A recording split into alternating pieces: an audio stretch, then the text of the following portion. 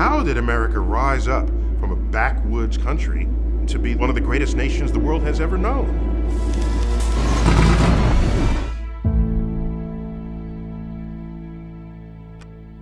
We pioneered industries.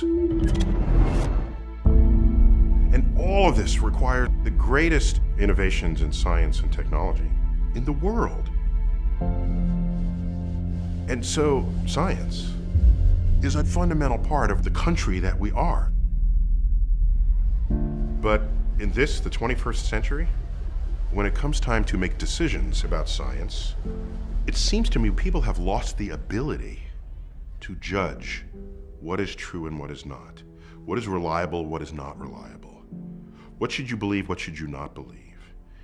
And when you have people who don't know much about science, standing in denial of it and rising to power, that is a recipe for the complete dismantling of our informed democracy.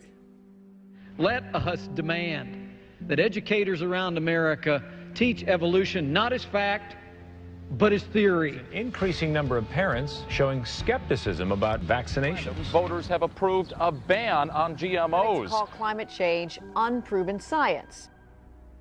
That's not the country I remember growing up in. Not that we didn't have challenges. I'm old enough to remember the 60s and the 70s. We had a hot war and a cold war, civil rights movement, and all of this was going on. But I don't remember any time where people were standing in denial of what science was.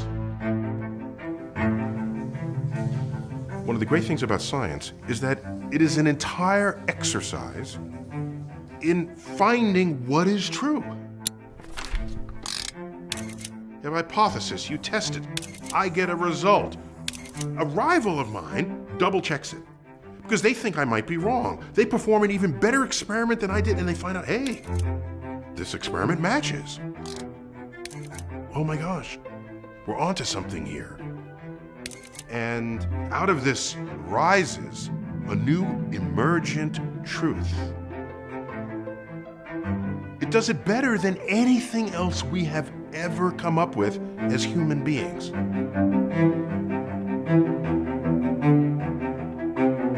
This is science. It's not something to toy with. It's not something to say, I choose not to believe equals MC squared. You don't have that option.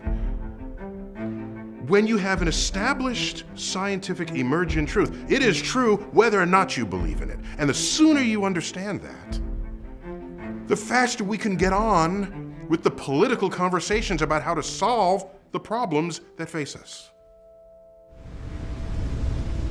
So once you understand that humans are warming the planet, you can then have a political conversation about that. You can say, well, are there carbon credits? Do we do this? Do we put a tariff on it? Do we fund? Do we subsidize? Those have political answers.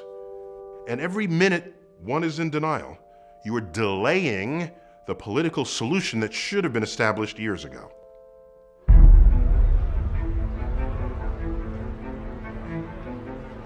As a voter, as a citizen, scientific issues will come before you. And isn't it worth it to say, all right, let me at least become scientifically literate so that I can think about these issues and act intelligently upon them.